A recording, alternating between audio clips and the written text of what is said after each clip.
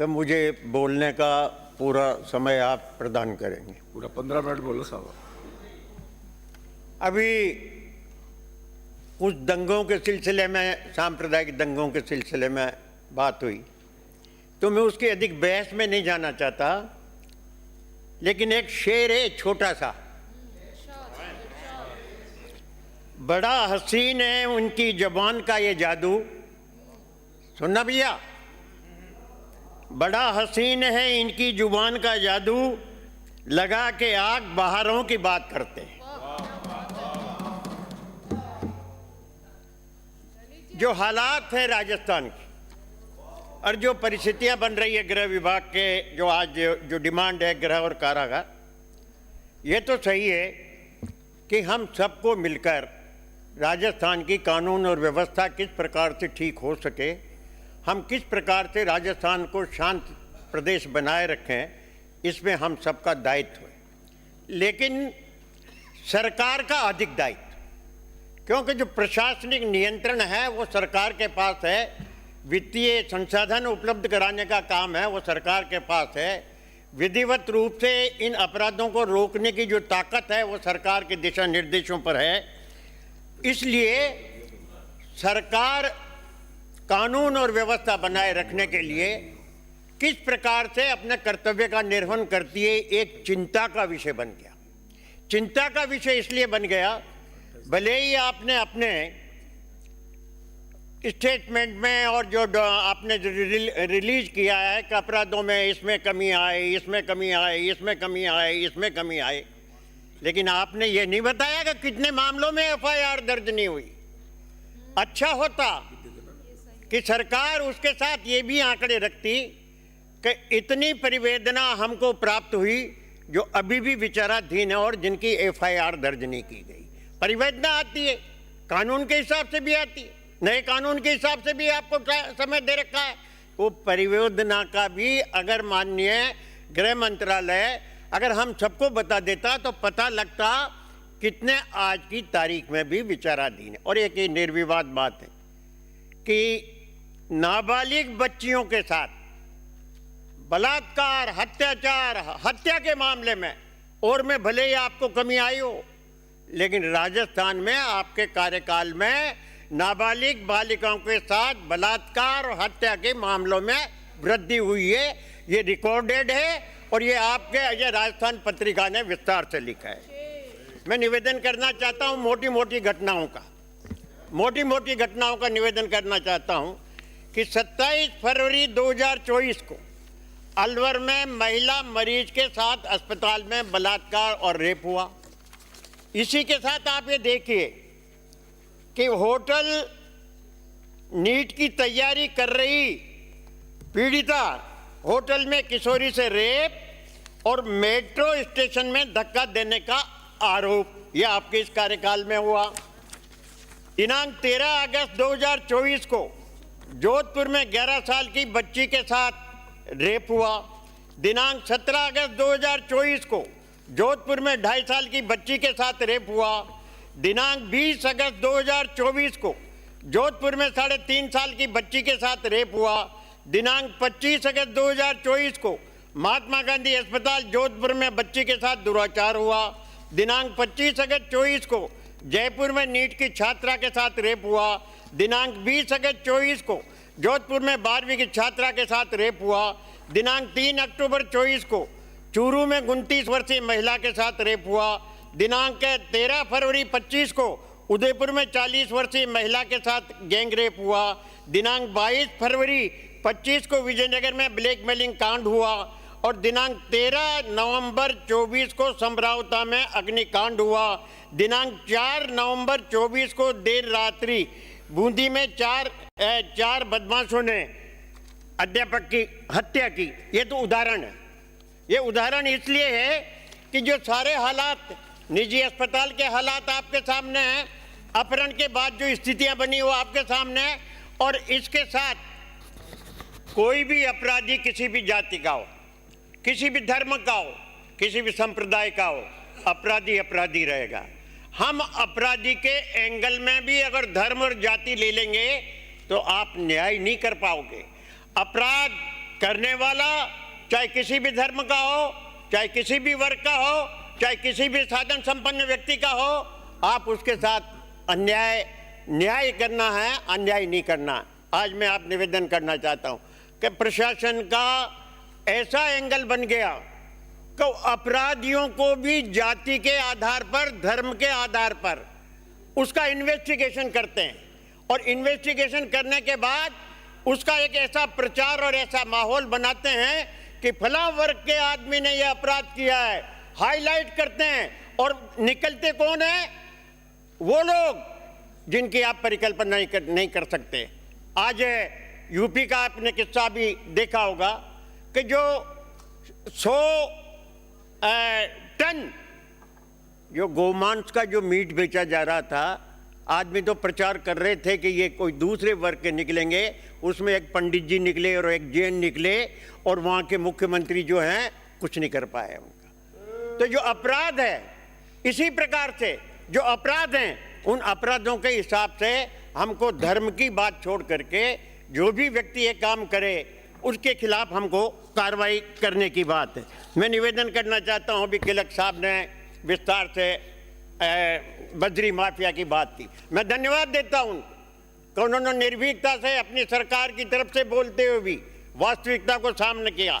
बूंदी का मैं एक उदाहरण देना चाहता हूँ माननीय सभापति। बूंदी में बजरी माफियों का ये हाल है कि अवैधानिक रूप से एक ऐसी बड़ी एजेंसी जो रेत का काम करती है, उसने अपने निजी आदमी लगाकर, निजी बैरिकेडिंग लगाकर हाईवे को जाम करके 20-20, 25-25 आदमी बिठा करके और आने वाली रेत की गाड़ियों को चेक करने का काम अवैधानिक रूप से कर लिया, और पुलिस की जानकारी में। मैंने पुलिस में जब वहां गया, डाबी का एक उदाहरण देता हूं, और मैंने पुलिस के सीआई से पूछा तो उन्होंने कहा भाई साहब ये तो अधिकृत है, मैं कानून बता दूंगा, मैं आपके पास लिखी हुई चिट्ठी बता दूंगा। हाईवे अथॉरिटी ने कहा अवैधानिक है, माइंस वाले ने कहा हमने नहीं दी, अवैधानिक है। जब मैंने एसपी बूंदी से बात की कि साहब ये अवैधानिक रूप से हैं, तो उन्होंने कहा कि नहीं ये वैधानिक है, और मैं कल सवेरे आपको उसका आदेश की कॉपी दे दूंगा। हालात ये है, जब एसपी साहब को मैंने फोन करके कहा को कॉपी चाहिए, तो साहब आप माइंस से ले लो। मैंने कहा माइंस ने तो मुझको दे रखा है कि ये अवैधानिक है। ये हालात है उन लोगों को जो बड़े बड़े गिरोह हैं, जो बजरी का काम कर रहे हैं, और जो वो ये इस बात का अपने आदमी लगा करके और इस बात का ध्यान रखते हैं कोई ओवरलोड नहीं जाएगा, पकड़ लेते हैं, कोई ट्रैक्टर ट्रॉली नहीं जाएगा। तो ये जो प्रशासनिक रूप से पुलिस की जो व्यवस्था है, ये पुलिस की जो प्रोटेक्शन है, उन बड़े बड़े ठेकेदारों को हर खुले में, नैनवा में हुआ, बूंदी में हुआ, ढाबी में हुआ, और खुले हैं। बात करते हैं तो कोई बात नहीं, और बेचारे जो एक ट्रैक्टर लेके छोटी गली से निकल करके किसी के मकान बनाने के लिए गांव में जाता है, तो उसको पकड़ के कहते हैं ओ हमने बजरी माफिया को पकड़ लिया, और जो बजरी माफिया बड़े वाले उनको प्रोटेक्शन दे रहे हैं। आप इसी प्रकार से आप ये देखिए, शराब वाली बात आप देख ली, शराब में अवैध दुकानें चल रही है। चाहे डीजी साहब हो, अगर वो वेश बदल करके मेरे साथ चले तो मैं उन अवैध दुकानों को बता सकता हूं कि ये इतनी अवैध दुकानें चल रही है। हर थाने में हर अवैध दुकानों से 10-10 हजार रुपए की बंदी उस सीआई की, थानेदार की बन रही है। और आप नहीं मानो, आप नहीं मानो, आप नहीं मानो, आप नहीं मानो तो छद्मवेश के चल के राज्य मंत्री मेरे साथ आए तो रात में चले तो मैं आपको बता दूंगा कि ये क्या हो रहा है। ये हालात एंटी करप्शन वाली बात थी। एंटी करप्शन वाली बात में इस सरकार ने कितने गजेटेड ऑफिसर्स को, कितने लोगों को परमिशन क्यों नहीं दी भाई आपने चालान पेश करने के लिए? सरकार ने उनको क्यों रोक रखा है? क्या ऐसा मामला है? मैं इस बात के लिए पूर्ववर्ती सरकार की तारीफ करूंगा। भले ही आपने कहा हो, आप लोगों ने ये कहा हो कि करप्शन बहुत बढ़ गया, लेकिन मैं पूर्ववर्ती सरकार के मुख्यमंत्री जी की इस बात के लिए तारीफ करूंगा कि एंटी करप्शन को इतनी फुल पावर दी कि इतने जो ट्रेप हुए, चाहे आईएएस हो, चाहे आईपीएस हो, चाहे सीआई हो, चाहे डीवाईएसपी हो, चाहे आईएएस हो, उनको नग्गा करके छोड़ दिया और आप चुपचाप बैठे हो, आप उनकी परमिशन नहीं दे पा रहे हो। इसी प्रकार से आपने जो फोरेंसिक लैब वाला जो मामला है, आप फोरेंसिक लैब में के रिजल्ट आने के अभाव में, एनालिसिस के रिजल्ट आने के अभाव में हजारों की संख्या में आपके चालान पेश होना रुका हुआ है और इस पर कोई ध्यान नहीं। और वो गरीब जो गांव में दवाई छिड़कता हुआ मर गया, मरने के बाद उससे जो उसका जो लैब में भेजा, उसको अगर टाइम पर फैसला हो जाए, लैब से वो रिपोर्ट आ जाए, तो उसको जो भी क्लेम मिलना है वो क्लेम मिले, उस पर किसी का ध्यान नहीं है। तो मैं चाहूँगा कि मेहरबानी करके फॉरेंसिक लैब के लिए भी बात करें। साइबर क्राइम की बात आई, साइबर क्राइम जितना बढ़ रहा है वो सब आपके सामने है। टेक्निकल रूप से अभी शांति धारीवाल जी ने बताया कि कोई टेक्निकल रूप से उसमें रखें, लेकिन साहब आप और हमारे लोग उन लोगों से मिले हुए हैं और मिले हुए नहीं हैं। आप ये बताइए, इस बात का पता लगाइए कि कितनी कंप्लेंट हुई जिसमें तो एफआईआर दर्ज हुई साइबर क्राइम की, और कितनी कंप्लेंट है जो वहां की वहीं रखी हुई है। कितना पैसा आपने रिकवर किया और कितना पैसा आपने जिनकी कंप्लेंट दर्ज होकर के जो एफआईआर दर्ज नहीं की उनको कितना पैसा कराया? जीरो निकलेगा। जीरो से मतलब संतोषजनक नहीं निकलेगा। तो साइबर क्राइम के मामले में भी आपको इस प्रकार से देखना चाहिए। मैं निवेदन करना चाहता हूं कि अपराध के मामले में हम ही नहीं करें, अपराध के मामले में तो आपके मंत्री जी करें। अभी एक फैसला, अभी एक आज ही आपने उसमें देखा होगा कि कोटा में एक कॉलेज में एक लड़की का कोई अपहरण हो गया, कोई ले गया, तो आपके शिक्षा मंत्री जी ने ये भाषण दिया है,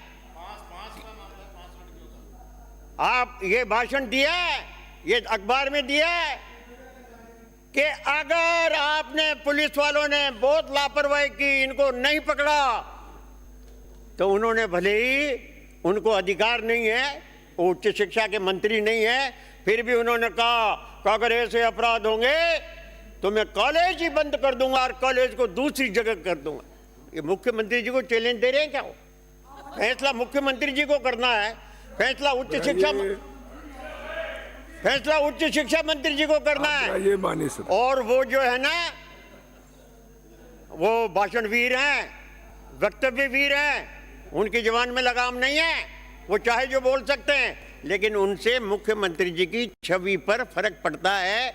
मैं चाहूंगा कि मुख्यमंत्री जी की छवि को ठीक रखने की कोशिश करें, अनलगत बात नहीं करें। आज अजमेर का मामला आया, एसआईटी गठन का मामला आया, माननीय अध्यक्ष जी ने चिंता व्यक्त की कि साहब एसआईटी गठन होना चाहिए।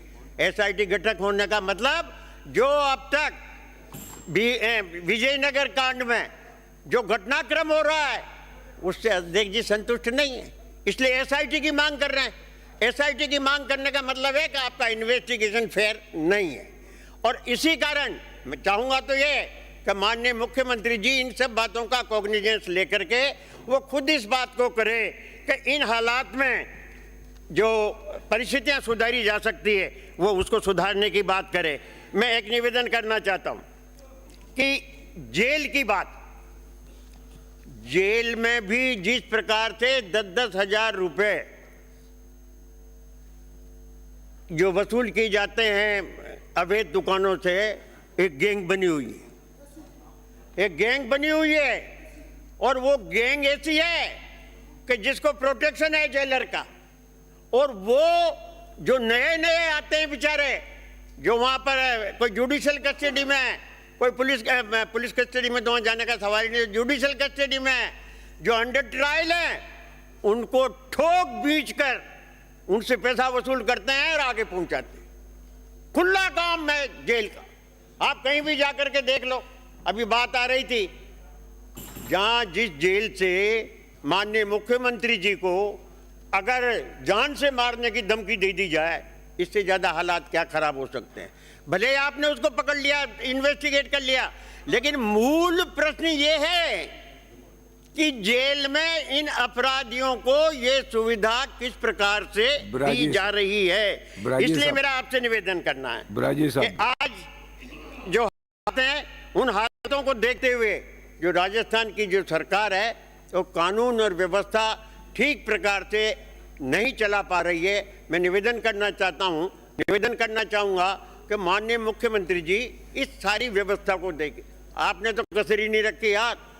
होम मिनिस्टर की तरफ से आप जो भी हैं, आपने मुख्यमंत्री जी खुद पंडित ब्राह्मण जनेऊधारी, आपने तो एग्जामिनेशन देने गया तो जनेऊ भी उतार ली। ये कोई बात है? ये बदनाम करने का काम है मुख्यमंत्री जी को। आप जो पंडित जी मुख्यमंत्री हैं, उनके राज्य में ब्राह्मण की जब नहीं उतर जाए तो फिर बसता क्या है? बसता क्या है? माननीय सभापति, आप जो भी है, मैं तो गृह राज्य मंत्री हूँ, आप इसके ऊपर जो भी है कहा। माननीय मैं जानता हूँ माननीय श्री मैं इस बात को जानता हूँ और मैं माननीय सभापति महोदय, राजेश साहब, मुझे मांग संख्या 18 पर